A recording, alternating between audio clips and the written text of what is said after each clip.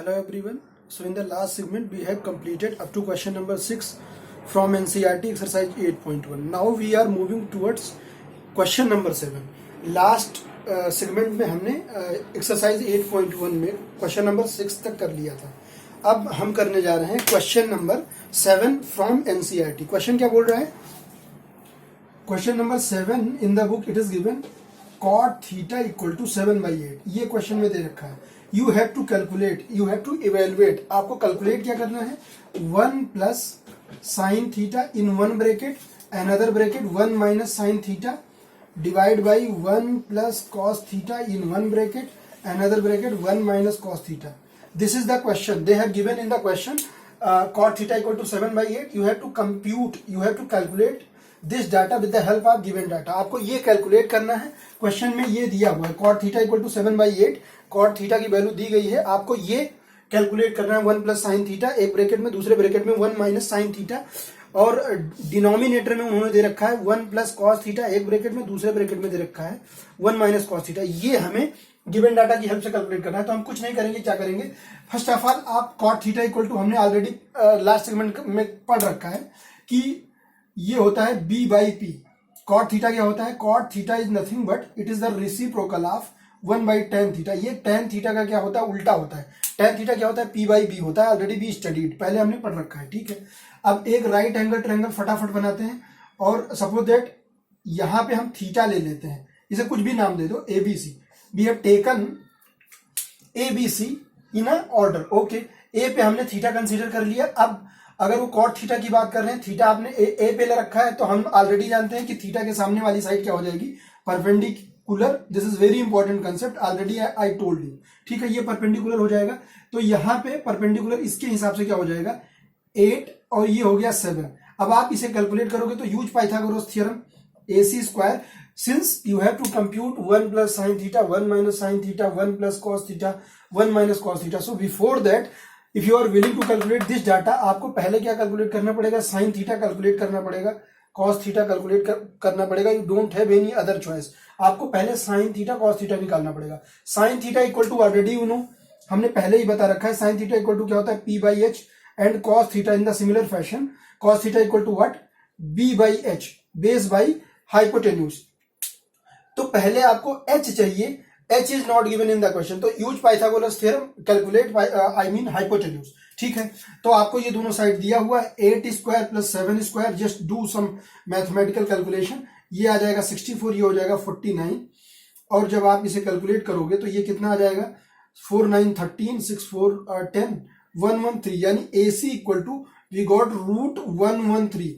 We got hypotenuse. हमने hypotenuse calculate कर लिया. हमने कर्ण को कैलकुलेट कर लिया. अब अगर आप कर्ण की वैल्यू रख दोगे यहाँ पे, तो P what is perpendicular? Perpendicular is 8 already given. और H you have calculated so far, that is what? 113. In the similar fashion B is what? 7. And hypotenuse we have calculated so far under root 113 root 113. आपने hypotenuse की value निकाल ली, कर्ण की value निकाल ली. कितना आ गया? Under root 113. अब under root 113 आ गया. अब आप साइन थीटा और कॉस थीटा ऑलरेडी आप कैलकुलेट कर चुके हो. कुछ नहीं करना है, बस इसमें आप पुट कर दो. Just put the value of simply cos theta and sine theta. Just solve it, you will get the answer. ठीक है. थोड़ा सा कर लेते हैं. तो क्या होगा? 1 प्लस साइन थीटा, ये क्या हो जाएगा? 8 बाई अंडर रूट 113. ठीक है. दूसरे ब्रैकेट में क्या हो जाएगा? 1 माइनस 8 बाई अंडर रूट 113. यहां पे क्या आ जाएगा? 1 plus 7 root 113 in another bracket 1 minus 7 root 113. ये आप सिंपली इसे यूज कर सकते हो, a plus B, a minus B. तो ये हो जाएगा a square minus B square. 1 का स्क्वायर 1 ही होगा, माइनस 8 स्क्वायर 64. और इसका स्क्वायर करोगे, I mean directly I am using a plus B, a minus B. तो ये क्या हो जाएगा? बेसिकली a स्क्वायर, और ये क्या हो जाएगा? ये हो जाएगा 8 बाई रूट 113, इसका होल स्क्वायर. तो जब आप इसे कैलकुलेट करोगे और डिनोमिनेटर में क्या हो जाएगा? 1 square minus 7 divide by 113 whole square. Just I am directly trying to use a square minus B square. Just I am trying to use the identity. आप इसे यूज करोगे, सॉल्व करोगे तो देखते हैं क्या आ जाता है. ये आ जाएगा आपका 1 -64 और रूट स्क्वायर और स्क्वायर रूट कैंसिल हो जाएगा ऑटोमेटिकली, डिवाइड बाई 1 माइनस ये हो जाएगा 49 डिवाइड बाई 113। अब आप थोड़ा सा मल्टीप्लाई और डिवाइड कर लोगे, you will get the answer. ठीक है, simply take the LCM, you will get the answer. Now we are just, मैं आपको कुछ और क्वेश्चन करवाता हूं, क्योंकि यहां पे हम कोशिश कर रहे हैं कि before the examination we can cover huge number of topic. ठीक है, question number 8 I think easy है, आप कर लोगे। कॉट थीटा, उसमें क्या करना रहेगा, देखो आपके पास बुक होगी तो आप देखो question number 8, if 3 cot a equal to 4, ठीक है, cot a इक्वल टू, आप वहां से 3 को इधर लेके आ जाओगे, वो हो जाएगा 4/3। अब आपको वो पूछ रहे हैं 1 माइनस 10 स्क्वायर 1 प्लस 10 स्क्वायर, तो ये प्रूव करने वाला क्वेश्चन है। cot a equal to 4/3 in the question already given, तो cot थीटा इक्वल टू 4/3, तो tan theta in the similar fashion क्या हो जाएगा 3/4, उसका उल्टा रेसिप्रोकल। और वो बोल रहे हैं कि प्रूफ करो 1 माइनस 10 स्क्वायर है डिवाइड बाई 1 प्लस 10 स्क्वायर है इक्वल टू कॉस स्क्वायर है माइनस साइन स्क्वायर है। तो tan है तो with the help of cot है already you can calculate. cot theta equal to already they have given, उन्होंने already दे रखा है 4/3, tan थीटा क्या हो जाएगा 3/4। तो 1 माइनस 10 स्क्वायर है 1 प्लस 10 स्क्वायर में आप tan की वैल्यू डायरेक्ट रख दो, क्या 3/4, जो कि क्वेश्चन से डायरेक्ट मिल गया। लेकिन tan, अगर आप tan की वैल्यू निकाले तो ये आपका एलएचएस सॉल्व होके आ जाएगा, 1 माइनस 10 स्क्वायर है डिवाइड बाई 1 प्लस 10 स्क्वायर है। लेकिन अभी आरएचएस आपको कैलकुलेट करना है और दोनों डाटा इक्वल आना चाहिए। तो क्या दिया है, कॉस स्क्वायर है माइनस साइन स्क्वायर है, इसका मतलब आप बच नहीं सकते, you have to calculate sine theta as well as cos theta. अगर आप साइन थीटा कैलकुलेट करोगे तो उसका स्क्वायर कर लो, कॉस थीटा कैलकुलेट कर लोगे उसका स्क्वायर कर लो, वो भी आ जाएगा। तो अगर tan थीटा की वैल्यू 3/4 है तो आप यूज पाइथागोरस थ्योरम यूज करोगे तो आपको पता है, कैलकुलेट करोगे 3 स्क्वायर 4 स्क्वायर, तो hypotenuse you will get automatically 5। आपको हाइपोटेन्यूज क्या आ जाएगा 5 आ जाएगा। Once you will get perpendicular base and hypotenuse all the side of right angle triangle, you can easily calculate what is sine theta what is cos theta. Sine theta is nothing but p/h and cos theta is what b/h। एक बार आपके तीनों side आ गए right angle triangle के 3 4 5, जो कि आप Pythagoras theorem use करके निकाल लोगे। 3 और 4 ऑलरेडी परपेंडिकुलर और बेस tan थीटा से दिया हुआ है, वहां से आप हाइपोटेन्यूज निकाल लो। हाइपोटेन्यूज निकालने के बाद आप साइन थीटा निकाल लो, कॉस थीटा निकाल लो, और कॉस स्क्वायर है माइनस साइन स्क्वायर में भी पुट करोगे तो ये भी डाटा वही आ जाएगा जो कि 1 माइनस 10 स्क्वायर है डिवाइड बाई 1 प्लस 10 स्क्वायर का आएगा। ठीक है, क्वेश्चन नंबर 9 में मैं आपको एक पार्ट बता देता हूं, पार्ट नंबर 1 या 2 में से कोई भी, चलो हम लोग सेकेंड पार्ट देख लेते हैं, part number 2, question number 9 part number 2। ये सारे क्वेश्चन एक ही पैटर्न पे होंगे, मैं चाहता हूं जल्दी से जल्दी ज्यादा से ज्यादा क्वेश्चन आपका कवर करवा दूं, जिससे कि और हम दूसरी बुक से भी क्वेश्चन कर पाए। Already they have given tan equal to 1/√3, ठीक है, they have given, this is what question number 9 I am going to do, question number 9 part 2 NCERT exercise 8.1, ठीक है। तो दे have given tan equal to 1/√3, दे हैव ऑलरेडी गिवन 1/√3। आपको पता है राइट एंगल ट्रायंगल हम बनाएंगे, वही same procedure we are going to follow, ठीक है।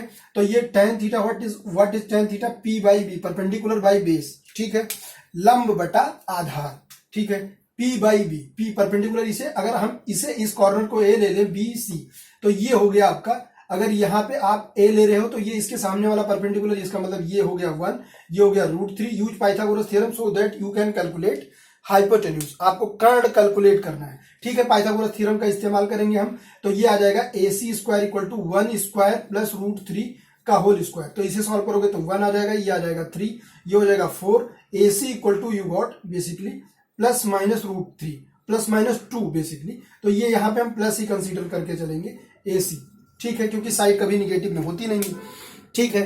तो ये हो गया। अब आपको कैलकुलेट करना है cos A cos C, I am taking second part of question number 1, cos A cos C, you have to calculate cos A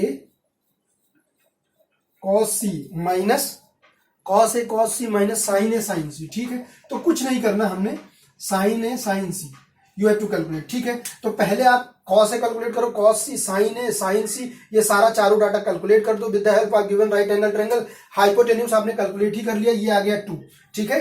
अब कैलकुलेट करो cos A cos C sin A sin C, सारा data यहां से उठा के यहां पे put कर देंगे, you will get the answer, आपको आपका आंसर मिल जाएगा, ठीक है। तो आप कैलकुलेट करो, तो यहां से देखो cos A, इसका मतलब ये है कि अगर आप cos A कैलकुलेट कर रहे हो, इसका मतलब मैंने आपको लेक्चर शुरू करने से पहले ही in the last segment already I told you that this is very important concept कि ए पे अगर वो बात कर रहा है, इसका मतलब ए के सामने वाले साइड को आपको परपेंडिकुलर लेना है। उसका मतलब ये है, अगर cos a की जगह पे इन प्लेस आप cos a, if suppose that they have mention cos c, इसका मतलब at c they were talking about that you have to take acute angle at point c, ना कि आपको a पे लेना है। Because when you will decide acute angle, it will play a very important role to decide which side you have to take perpendicular, कौन सी side आप लंब लोगे। ये इस बिंदु का बहुत ज्यादा महत्वपूर्ण उल्लेख रहेगा कि आप cos a निकाल रहे हो या cos c निकालोगे। अगर cos c निकालोगे तो c के सामने वाली भुजा लंब का काम करेगी, अदरवाइज आपके सारे रेशियोज क्या हो जाएंगे, रॉन्ग हो जाएंगे। ठीक है, तो cos a, इन केस आप cos है तो ये क्या हो जाएगा, इसके सामने परपेंडिकुलर 1, cos a बेसिकली आधार होता है तो ये हो जाएगा √3 और क्या हो जाएगा /2। अब अगर आप cos c कैलकुलेट कर लो तो cos c के केस में ये होगा परपेंडिकुलर, ये हो जाएगा आपका बेस यानी आधार, तो ये हो जाएगा 1/2। साइन ए भी कैलकुलेट कर लेते हैं, क्या है साइन ए क्या हो जाएगा, लंब बटा कर्ण। ए पे अगर एक्यूट एंगल देखोगे तो लंब ये हो गया 1/2। In the similar fashion sine C, just make it fast, sine C what is sine C, C पे अगर एक्यूट एंगल लोगे तो उसके सामने लंब यानी √3 you have to take as a perpendicular when you are taking at point C acute angle. ठीक है, तो ये हो जाएगा √3/2। अब सारा वैल्यू आपने कैलकुलेट कर दिया, you have calculated all the value, just do one thing, आप इसमें सिंपली पुट कर दो। ओके, तो cos a equal to what you have calculated so far, cos a equal to you have calculated √3/2 and cos c we have calculated 1/2। Simply sine a हमने क्या निकाल रखा है 1/2, sine c √3/2। Do simple mathematics, you will get the answer. तो ये हो जाएगा √3/4 minus √3/4, you will get answer what, we are getting 0। अगर आप चाहो तो पीछे से क्रॉस चेक कर सकते हो। ठीक है, तो ये क्वेश्चन नंबर 9 हो गया। अब क्वेश्चन नंबर 10 और 11, यही दो क्वेश्चन बचे हुए हैं एक्सरसाइज 8.1 में। ठीक है, तो ये हो जाएगा आपका I mean determine the value of sine P. इसमें भी कुछ नहीं करना है, थोड़ी सी मैथमेटिक्स लगेगी। मैं क्वेश्चन नंबर 10 बता देता हूं आपको, इंपॉर्टेंट क्वेश्चन है ये।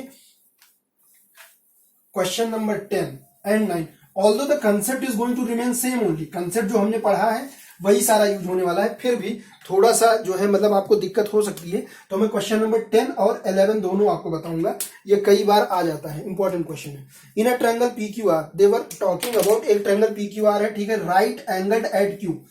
अगर उन्होंने मेंशन कर दिया कि किस कॉर्नर को आपको राइट एंगल ट्रायंगल लेना है, तो you don't have any other choice, you have to follow their instruction only. ठीक है, तो ये हो गया PQR दिया है, वो बोल रहे हैं राइट एंगल्ड एट Q, आपको Q पे राइट एंगल लेना है। ठीक है, we have taken what they have mention in the question, PR plus QR, PR यानी ये हो गया hypotenuse, PR plus QR, where is QR, this is QR, this is given data, PR plus QR equal to 25 they have given, and PQ equal to they have already given what 5. Determine the value of sin P cos P tan P।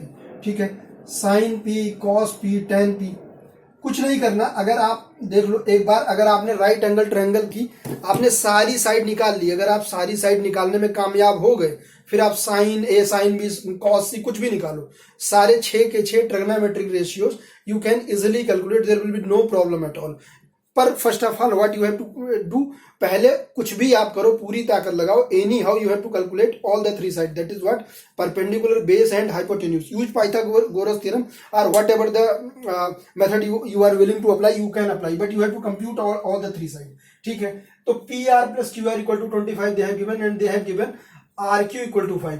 तो अभी हम क्या कर सकते हैं, देखो आप, अगर हम पाइथागोरस थ्योरम यूज करते हैं तो क्या हो जाएगा, ये यूज करो तो फिर क्या हो जाएगा, PR square equal to PQ square and plus 5 square, that is 25।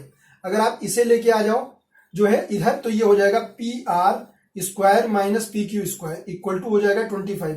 ये लिखा है A square minus B square, तो हम इसे क्या कर सकते हैं, if you want you can write in one bracket A plus B A minus B, because it is written in the format of A square minus B square. मैं आपको बता देता हूं ये क्या होता है, A square minus B square equal to क्या होता है, A plus B in one bracket, A minus B in another bracket.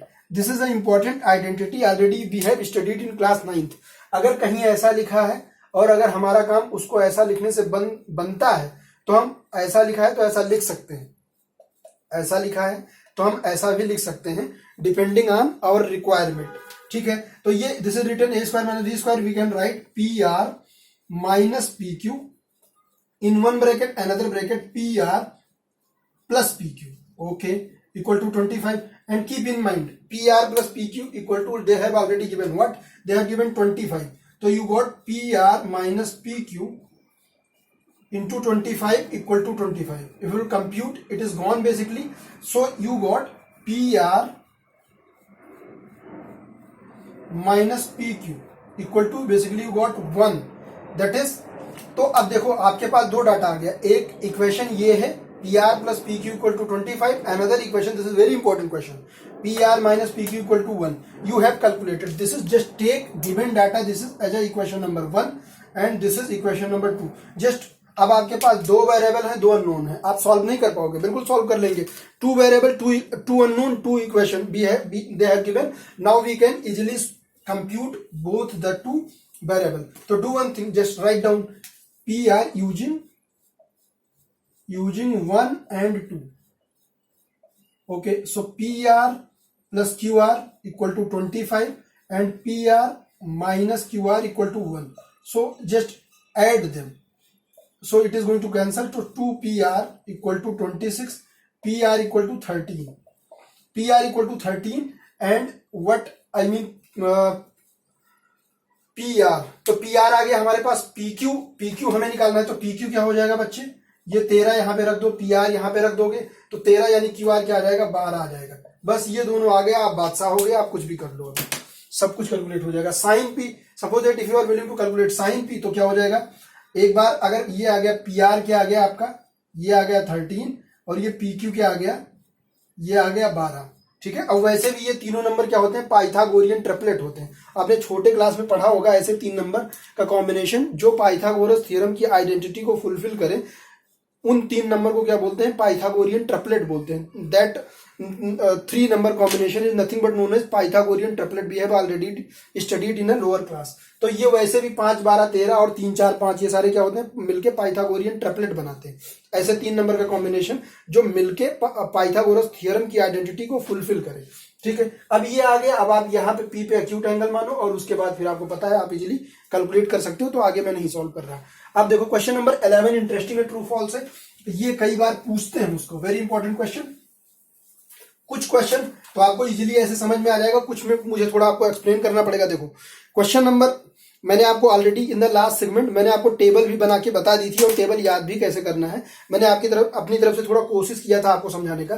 देखो ये बोल रहे हैं the value of tan A, first part, I am talking about first part. ये बोल रहे हैं कि the value of tan A is always less than 1.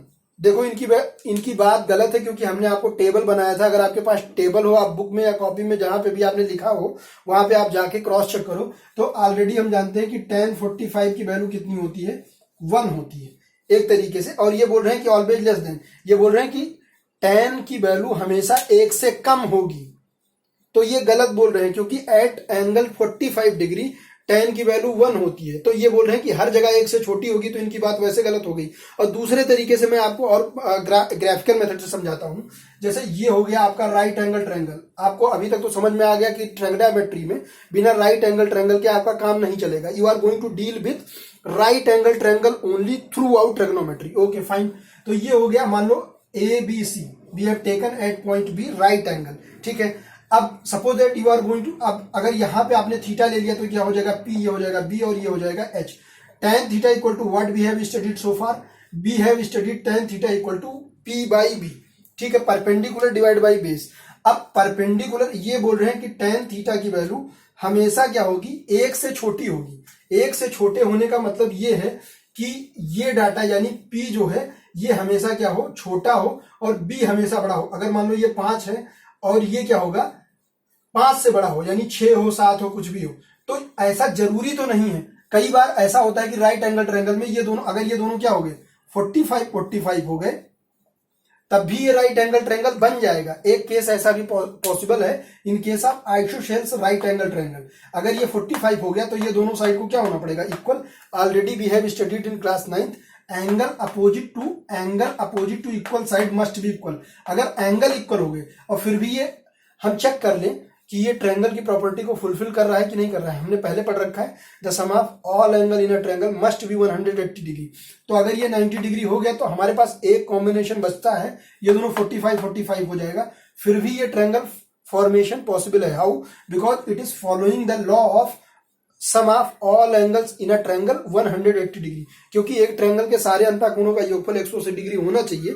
तो ये 90 है, ये 45-45 भी होगा, फिर भी ट्रायंगल के इस प्रॉपर्टी का पालन तो हो रहा है अच्छे से। इसका मतलब इस तरह के ट्रायंगल का राइट एंगल ट्रायंगल का बनना पॉसिबल है, वो बिल्कुल गलत नहीं है। ठीक है, तो इसका मतलब अगर ये दोनों एंगल इक्वल होंगे, इसका मतलब ये दोनों साइड बराबर हो जाएंगे। और अगर दोनों साइड बराबर हुई, इसका मतलब परपेंडिकुलर अगर 5 होगा तो बेस भी क्या हो जाएगा 5, तो इसकी वैल्यू क्या आ जाएगी 1 आ जाएगी। तो कुछ केसेस में पॉसिबल है कि वो tan थीटा की वैल्यू 1 से कम हो, पर ऐसा बोलना कि हर केस में 1 से कम होगी गलत है। एक केस ऐसा होगा जिसमें परपेंडिकुलर और बेस दोनों इक्वल होंगे, और at which angle, at theta equal to 45 tan is going to give you what, how much, tan theta is going to give you at theta equal to 45 1। So पहला statement इनका wrong हो गया। अब second statement देखते हैं, sec a equal to 12/5। अब हम देख लेते हैं, चेक कर लेते हैं। कुछ नहीं, sec a से पहले अगर sec a आपको याद ना आ रहा हो तो sec किसका उल्टा होता है, cos a का।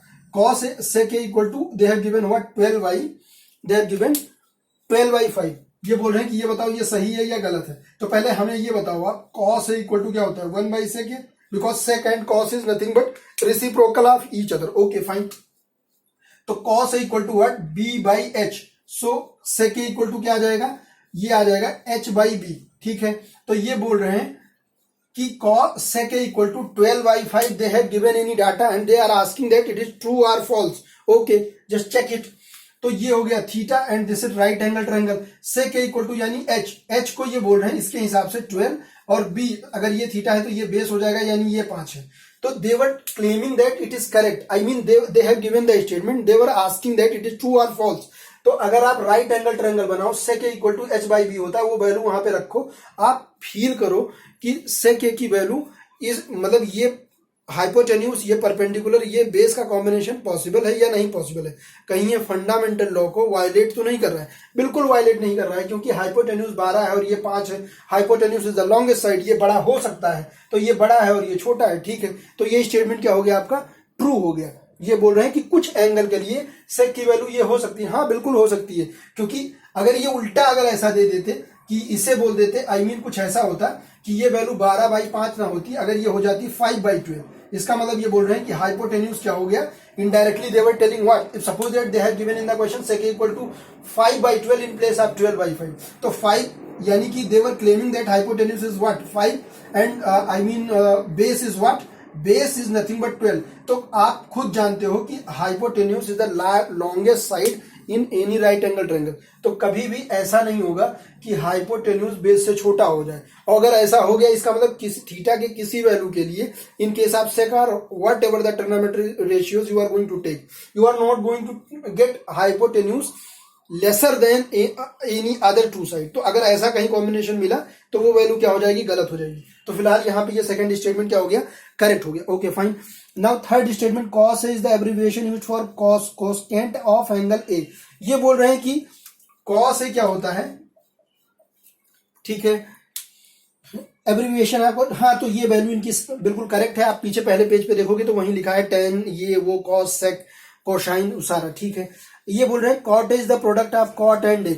ये बोल रहे हैं कि in the fourth part they were talking about cot a is nothing but it is the product of cot and multiply by a। ये गलत है, ये गलत है, क्योंकि cot और a क्या है, a itself given in the angle format with cot, it is not, cot and a is not two different entity। ये दोनों कुछ अलग अलग एंटिटी नहीं है।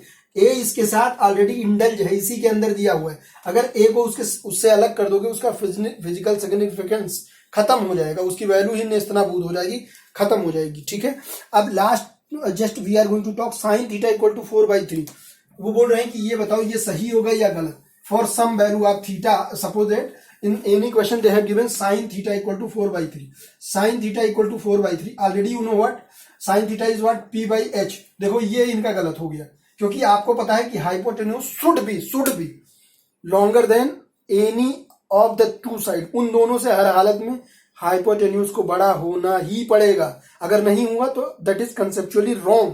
तो ये बोल रहे हैं कि परपेंडिकुलर हो गया आपका, सपोज दैट ये थीटा है तो ये परपेंडिकुलर हो गया, दैट इज 4 और हाइपोटेन्यूज कितना हो गया 3, इसका मतलब ये कभी पॉसिबल नहीं है, तो क्या हो गया, रॉन्ग हो गया। Now we are going to deal with exercise 8.2। हम कुछ क्वेश्चन कोशिश करते हैं, ट्राई करते हैं कि उसका कर लें। ऑलरेडी मैंने आपको टेबल बनाया था, फिर भी मैं टेबल एक बार आपको जल्दी से बना के बता देता हूं, और मैं साइन का केवल बताऊंगा आपको। साइन में क्या हो जाएगा, ये 0 1/2 और फिर 1/√2 और ये हो जाएगा √3/2 और ये हो गया 1। ये हो जाएगा 0 डिग्री पे at 0 degree, 30 degree, 45 degree, 60 degree and 90 degree, इनके हिसाब साइन। कॉस में क्या हो जाएगा, कॉस में क्या हो जाएगा कि सीधा इसी को उल्टा करते हैं। tan equal to already I told you one formula, tan theta equal to what, sin theta divide by cos theta. And suppose if you are willing to calculate tan 0, तो कुछ नहीं करो, sin 0 की वैल्यू रखो, cos 0 की value आपको calculate होके आ जाएगी। ठीक है, तो ये टेबल आपको याद करना पड़ेगा, you don't have any other choice. तो वो क्योंकि आप वैल्यू अगर याद रखोगे तभी आप ये एक्सरसाइज सॉल्व कर पाओगे। Now I am going to deal with exercise 8.2। Exercise 8.2 NCERT, I am going to deal with exercise 8.2 NCERT. तो इस दे हैव गिवन 5 पार्ट, तो just I am going to take only 1 part, question number 1, 5 part, 5th part just I am going to deal with. In the similar fashion you can do part number 1 2 3 4 and so on. ठीक है, सारे part एक ही तरीके से हैं। तो ये हो गया 5 cos square 60। Suppose that if you are solving any question, if you are getting any doubt, तो आप just write down the comment, I will just solve that particular problem also. I according to my thinking, just कि मैं सारे question करूंगा तो सारा topic cover नहीं हो पाएगा, that's why I am skipping some question. ठीक है, तो ये हो गया -10। और to solve these kind of question आपको वैल्यू याद करना पड़ेगा, you don't have any other choice. जैसे कुछ लोग बोलते हैं कि आपको याद नहीं करना पड़ेगा, अरे तो मत याद करो आप, you will lose your some time in the paper, you have to attempt the paper in a time bound manner. और अगर आप किसी एक क्वेश्चन में 5 मिनट की जगह आप 7 मिनट लगा देते हो, तो this is what this the competition is all about relative. तो दूसरा बच्चा करके जल्दी निकल जाएगा, तो आप वहां पे ड्राइव कर सकते हो। यहाँ पे मैंने आपको ड्राइव करना सिखाया कि फार्मूला आप ड्राइव कैसे कर सकते हो, पर ड्राइव यहाँ पे करना, जितना रिसर्च करना है यहाँ पे घर पे कर लो। पेपर में suppose that you are going to do the research, you are not going to get the huge amount of marks what actually you are willing for. Okay, for that if you are willing to if you are willing to score very good marks, you have to learn some important data or any other formula. तो ये हो गया cos square 30 degree. अब कुछ नहीं करना, इसमें सिर्फ वैल्यू रख देनी है cos 60, sin 60 √3/2, cos 60 की वैल्यू होती है 1/2। इसे आप सॉल्व करोगे, आई मीन स्क्वायर करोगे, तो what you will gate 1/4। 4 sec 30, cos 30 is what? Cos 30. I mean cos 30 is what? Sin 30 is 1/2.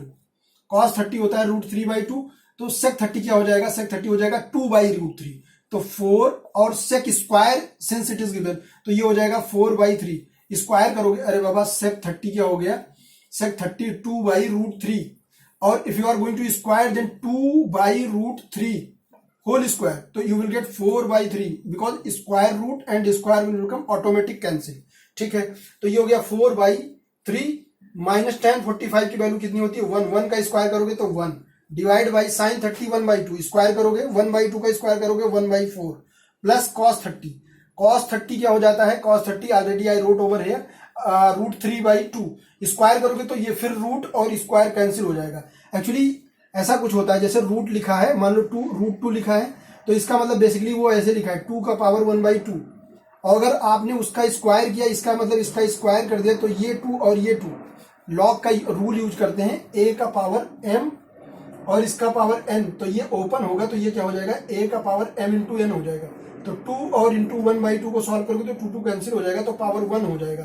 1 power, इसका मतलब 1 क्या होता है? अंडरस्टूड होता है। तो इसी वजह से जब स्क्वायर और स्क्वायर रूट होते हैं तो कई बार कैंसिल हो जाते हैं। मैं एक बार अभी फिर से बता दूंगा, अभी फिलहाल ये क्वेश्चन सॉल्व करते हैं।